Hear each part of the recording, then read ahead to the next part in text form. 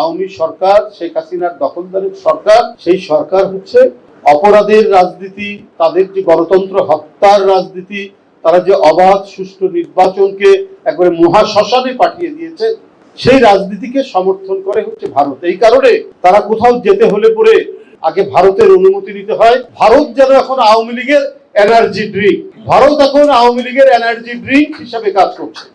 কারণ তাদের সার্টিফিকেট থাকলেই তারা এখন সবকিছু করতে পারে, আর ওদের সার্টিফিকেট না থাকলে শেখ হাসিনা এক পাও যেতে পারেন না, এক ধাপ দিতে পারেন। টাকা পাচার, এটা যেন আওয়ামী লীগের সংস্কৃতি। কারো জমি দখল করে নেওয়া, এটাও যেন আওয়ামী লীগের তাদের রাজনৈতিক নীতি। এটাই তারা দীর্ঘদিন ধরে করে আসছে। আজকে আমরা সবাই জানি, যেটা আগে যেটাকে এনিমি প্রপার্টি বলতে, এখন বোধহয় ভেস্টেড প্রপার্টি বলে, যেটা হিন্দু সম্পত্তি, সেই সম্পত্তি শত্রু সম্পত্তি, সেটা অধিকাংশই এখন যারা ভোগ করছেন তারা হচ্ছে আওয়ামী লীগের।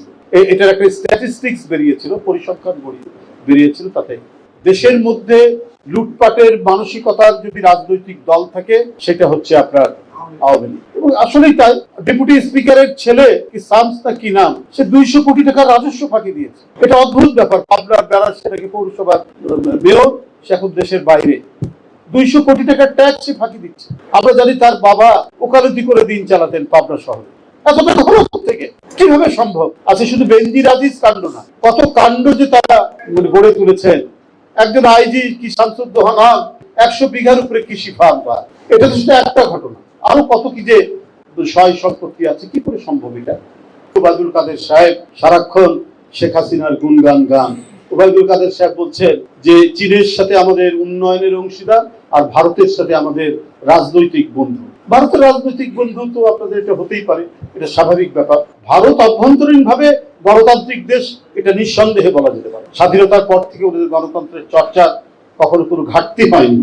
তাহলে রাজনৈতিক বন্ধু হলো কি করে? শেখ হাসিনা নিজে জোর করে ক্ষমতায় থাকবেন, এটাও তো অনৈতিক, এটাও তো দুর্নীতি। সুতরাং এই দুর্নীতির প্রধানমন্ত্রী, তিনি দুর্নীতিকে আস্কারা দিয়েছেন। সমস্ত কিছুকে যে তোরা আমাকে সাপোর্ট কর, আর তোরা যা পারবি সেটাই করবি। না হলে একজন ডিবির লোকজন বগুড়ার এক মাদক ব্যবসায়ীকে মিরপুর থেকে তাকে গ্রেফতার করে তার কাছ থেকে 7,80,000 টাকা দিয়ে তাকে ছেড়ে দিয়েছে। যারা দুষ্টের দমন করবে তারাই রীতিমতো একেবারে তালপাতার পাখা দিয়ে বাতাস করে দুষ্টকে পালন করছে। কারণটা এই গোয়েন্দা পুলিশরা, এই র্যাবরা, এই আইন শৃঙ্খলা বাহিনীর লোকেরাই তারা শেখ হাসিনাকে প্রোটেক্ট করেছে।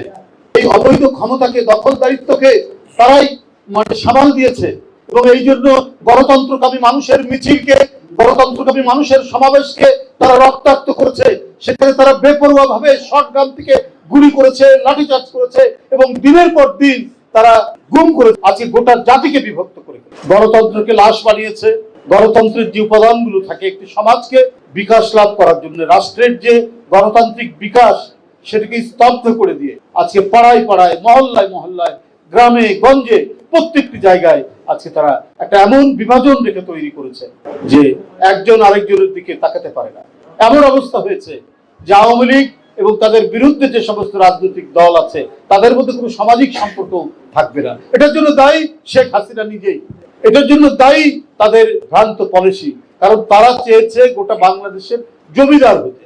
যারা জমিদার তন্ত্র প্রতিষ্ঠা করতে চায় এবং যারা নিজেদেরকে জমিদার ভাবে, এদের কাছে তো কে মুসলমান, কে হিন্দু, কি জনগোষ্ঠী, বিভিন্ন জনগোষ্ঠী, এটা কোনো ম্যাটারই করে, এটা কোনো মূল্যই নাই।